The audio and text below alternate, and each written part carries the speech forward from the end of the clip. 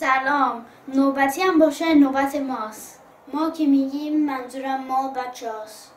بچه‌هایی که میگن فقط منظورم بچه ایران نیست. میخوایم از زبون همه بچه های منطقه بگیم. تو رو خدا نخندین. مگه شما آدم بزرگان نمیگین که آینده خاورمیانه مال ما بچه هاست؟ خب دیگه، پس امشب نوبت رو بدیم به ما. ما میخوایم از زبون همه بچه ها تو منطقه بگیم. آخوند قرباخه گم شو از منطقه. الان نوبت پیک شادیه. ما اینیم دیگه.